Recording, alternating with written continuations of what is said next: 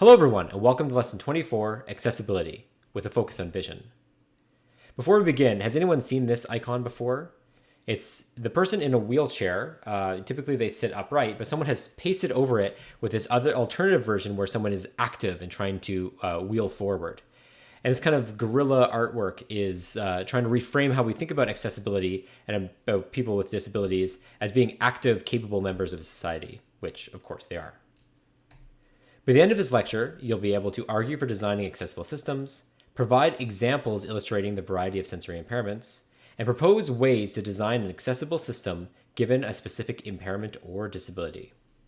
I'd like to start with some research that came out of CMU last year, where they have a new technology to make internet memes accessible for people with visual impairments. You might get a meme like this, where there's the toddler fist pumping, arrives home, music ends as you finish parking. And then they create alt text automatically in front of a template. So it says, toddler clenching fist in front of a smug face. Overlaid text on top, arrives home. Overlaid text on bottom, music ends as you finish parking. Now this might seem a bit superfluous, but in reality, I mean, this is how we communicate a lot these days. You know, this can really have a visceral impact and be a very expressive way to communicate. And if someone is cut out from being able to share images or memes like this, then they're completely cut out of the conversation and not able to contribute the way that people who could see this meme would be able to participate. So I think this is a super cool piece of work and highly recommend you check it out. I'd also like to ask a question. Who here has heard of the curb cut effect?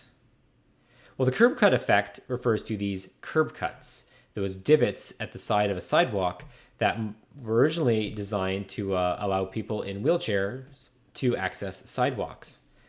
The thing about the curb cut is that I use it all the time. I don't use a wheelchair, but you know, they benefit people with strollers, bikes, skateboards, and pretty much any pedestrian. And so I've been incredibly grateful for these, even though I don't use a wheelchair, because they just are better design in general. And so when you design to support accessibility, especially from the beginning, you end up with better designs anyway that benefit everyone. Which is why it's important to design for diversity. 3.8 million Canadians report being limited by a disability as of 2012. That's 13.7% of the adult population. And 8 out of 10 people with disabilities use aids and assistive devices. This can depend on age. From 15 to 64, you have about 10% of the population. 65 to 74, 26. And for older adults that are over 75, it's 42%. And the type of disability can vary. Pain is 9.7% of people with disabilities. Flexibility, mobility, dexterity is 7.6, 7.2, 3.5. Mental and psychological disability is 3.9% of that population. Hearing disabilities is 3.2, seeing 2.7, memory 2.3, and learning 2.3. So there's a lot of different ways that ability can manifest, a lot of different ways we might think about disability and try and support it in our work. One important way to think about this in the systems you design, the way that you work, is your use of language. Which would you say, visually impaired or blind? Well, it depends. Visually impaired tends to be acceptable by most stakeholders, but it lacks details. Often, if you use the SIG Access guidelines, it's better to be specific.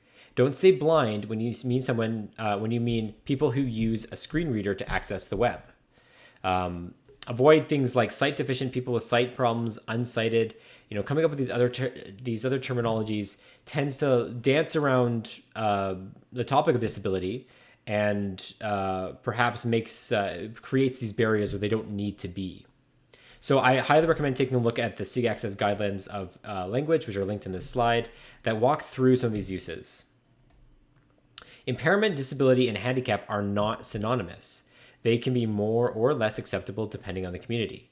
So hearing impaired is not considered acceptable with many members of the deaf community, but may be acceptable to older adults with hearing loss who don't align themselves with the deaf community. And so you have this kind of distinction. In the blind and visually impaired community, there might be different distinctions, and I think the terminology is, there's not the same parallel in that community. One critical thing too is that impairment can be situational. So here we have someone driving, looks like it could be the 401, certainly a highway I would not want to drive on. And, it's a whiteout, you can't see where you're going. There's very limited visibility. And so even someone with 20/20 vision, with full color vision, might have a difficult time navigating or seeing obstacles in this environment. And so again, impairment can come and go, and it depends a lot on the individual and the other circumstances of the context of that person. I'd like to dive a little bit deep into one topic, color blindness. Approximately 8% of Caucasian male population is color deficient. Some estimates are higher, 8 to 10%. The occurrence in women is approximately 1%, so quite a bit lower. And I'm not sure about other demographic groups, so definitely a lack of research there. We should take a look. Red-green insensitivity is the most common. Everyone loses color vision in low light. And it's possible to acquire color blindness through damage to the retina, optic nerve, or brain. Some migraine sufferers experience it prior to headache, so it can be, again, situational. Now, inherited color blindness has several different versions. Monochromacy, and so here we have them on the side. We have the colors of the rainbow, and then you can see them filtered through each of these three major types of color blindness. Monochromacy is total color blindness, which is extremely rare. Dichromacy is one of the three basic color mechanisms is absent or non-functioning. It's hereditary and sex-linked and affects mostly males. And there are three different types. There's protanopia, which is no red cones, deuteranopia, which is no green cones, and tritanopia, which is very rare, and that's no blue cones. The first two affect red-green discrimination, and the last one affects yellow-blue discrimination. So this is why red-green might be more common than blue-yellow color blindness. We have three different types of cones to sense color. We have red, green, blue cones, and they all respond to different wavelengths of light. And the different ratios in which they're responding is how we start to perceive color. Anomalous trichromacy is more common. One of the cone pigments is altered in its spectrum. It's impairment but not full loss. So there's some shift in the hues that some of the cones are detecting. And so protanopia is that first rainbow, deuteranopia is that second one, and tritanopia is that final one. Here's another comparison of apples. Typical color vision would have this red apple, or a green apple on the right, and deuteranopia would have the same distinction between the two. So they look like they're the same color between the red apple and the green apple. So it becomes difficult to tell those two different apples apart. One way of detecting color blindness is through Ishara Dot Tests. So if you can read the numbers in this, it means that you probably have full color vision. It still can take a little bit, but these are arranged so that they can start to tease apart which color, how you respond to color in different ways, based on the contrast or based on the ways that you can detect the hues of the number versus the hues of the background. And you can see that, again, we get into that target, non-target distinction, where the differences between the numbers and the background is based on the hue, but you have varying luminosity randomly assigned. So it does start to create some is a noise pattern if you're unable to detect the number. And it's critical to consider the user's capabilities. For example, in airplane cockpit design, there's a lot of different warning lights, and some of them are red and some of them are different colors, right? And so if you aren't able to detect that the same way that the people you're recruiting in your user study or you're designing for are, then you could lead to problems. So you want to design with diverse populations from the get-go to make sure you have systems that are as inclusive as possible, but also as safe and effective and usable as possible as well. So designing for accessibility, let's think about color blindness. One thing you can do that's quite simple is view your design in grayscale. So here we have a pie chart viewed with color and then with grayscale. And you can see that these two parts of the graph look separate when it's in color, but look very similar when it's in black and white. And so you may want to adjust the colors there to create different, increased differentiation when it's in black and white. This has the additional value in that if this is ever printed in a black and white publication, people also get to see it. Again, you have that curb cut effect, right? You design for color blindness and it supports other use cases. You also want to consider using distinct colors or dual encoding with luminosity. And one thing you may want to do this is to use an accessibility checker like achecker.ca, which you can put a HTML file or a website URL to check that.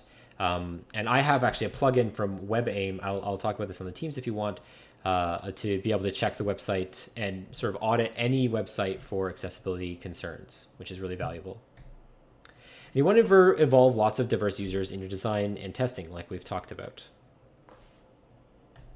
So let's talk more generally about visual impairments. Here we have an XKCD comic that illustrates the visual field. In the middle of the visual field, we have a whole lot of resolution and most of your color vision. That's in the fovea, in that middle area. As you get further out, your color vision decreases and degrades, and the resolution degrades as well. You actually have two blind spots, one in your left eye, one in your right eye, and this is where the retinal nerve comes into your eye. But because you have two different eyes and your brain is very clever about this, it fills in those spots so you never notice it. Remember, what you see is necessarily what there is. It's what your brain's perceiving and constructing from the world. So there's lots of different things going on in your visual system, and I invite you to take a look at this XKCD comic at the link to actually be able to, put it all in context. One type of visual impairment is macular degeneration. This is gradual thinning or sudden damage, leaking blood vessel of the macula, which is at the center of the retina at the back of the eye. And what you lose is central vision. On the other hand, you have glaucoma, which is an increase in the pressure of the fluids inside the eye due to a problem with the drainage structures at the edge of the iris. It's a loss of peripheral vision and blurring of central vision. So you have something that's quite a bit different here. Then you might have diabetic retinopathy. One of the effects of long-term diabetes, it could be the leaking of retinal blood vessels, causing dark patches in the field of vision where leaks occur. And here you get kind of the splotchy effect where your vision would have some blurring and some loss of vision throughout. And of course, cataracts, areas of opacity in the lens, causing blurred or hazy effect. And it gets worse in bright light. And this is just a few. There are a lot of different causes of vision impairments, often with different types of effects. And what I'm trying to illustrate here is the diversity that occurs even within a single type of impairment, visual impairment. If you talk to someone who's visually impaired or blind, they might self-describe as having a certain amount of vision in each eye. They might describe the type of capabilities that they have with their vision, and they, might also be, congenitally blind or became blind or visually impaired later in life. And so, everyone has a different experience when it comes to this, and it impacts their perception differently. And so one thing that's important is just think about all of the different ways that this could impact potential users. It's not just a single type of impairment. Dyslexia is another one. It's a brain-based language fluency disorder. And dyslexics experience varying levels of symptoms, including difficulty reading, writing, spelling, or understanding spoken language fluently. How is it experienced? The short answer is that it varies quite a bit depending on each individual.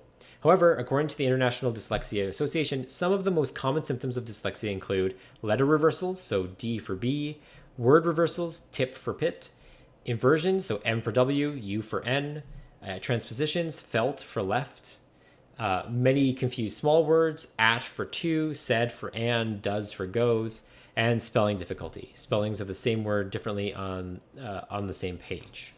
And now it's your turn to do a dyslexia simulation. This will be most effective for people without dyslexia. Take 2 minutes on the next screen to read the text on the next slide, and then take 2 minutes to answer questions about the text. Get your timer, get your smartphone or device or whatever ready, set 2 minutes, and then when I switch to the next slide, I'll say go, pause the video, and read the text.